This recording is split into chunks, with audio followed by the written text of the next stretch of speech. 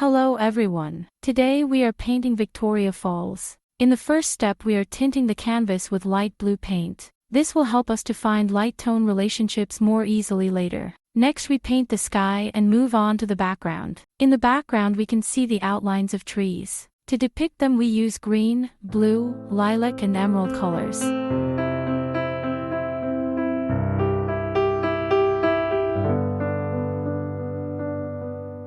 If necessary, you can mix paints with white or add a little black.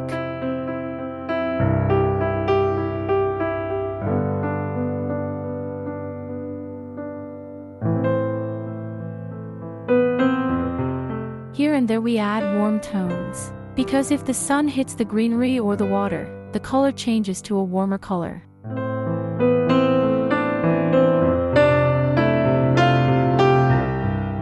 Next we begin to paint the horizontal surface of the water.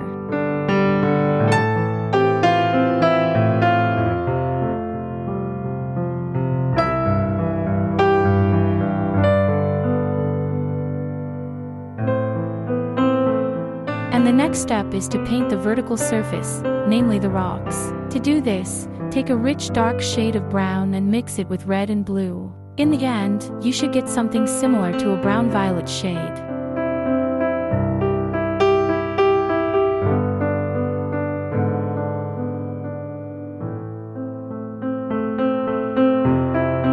But in these large planes we try to find color nuances. For example, we can add blue, green and other shades, because the rocks will also not be the same on different planes and on different surfaces.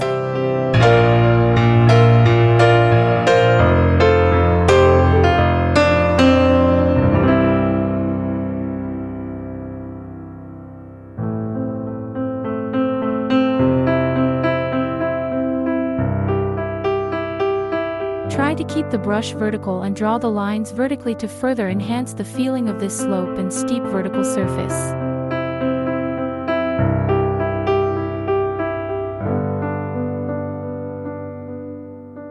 And on horizontal surfaces, try to apply strokes horizontally.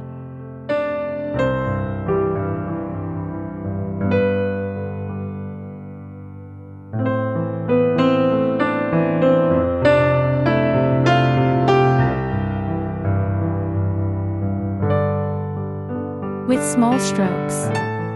With small strokes we can show those parts of the rocks that will be visible after we paint the surface of the water itself.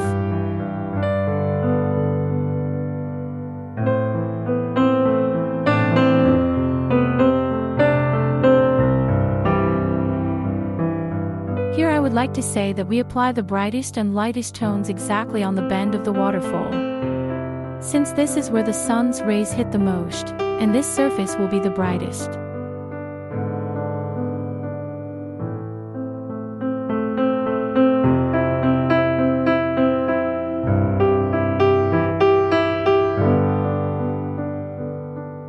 Try to apply the strokes unevenly.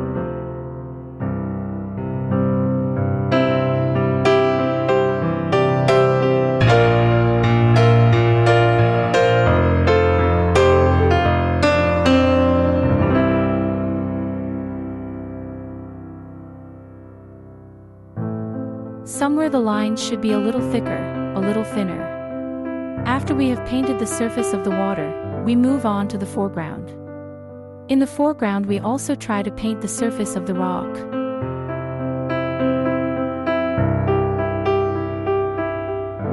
After we have tinted it, we can use tape and seal it so that later when applying paint with a sponge we do not stain the surface.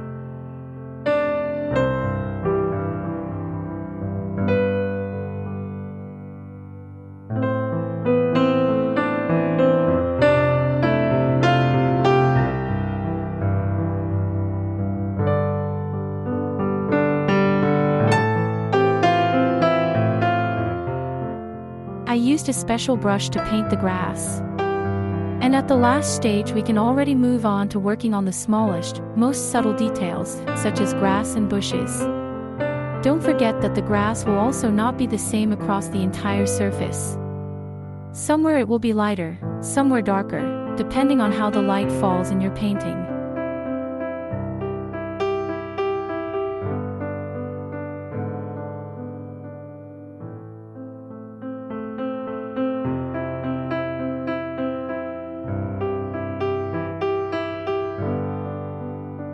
And on the right we can depict a tree.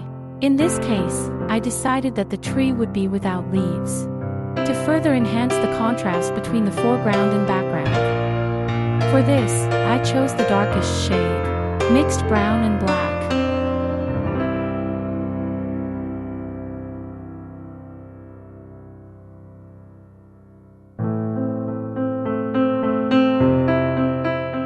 This is the image we ended up with.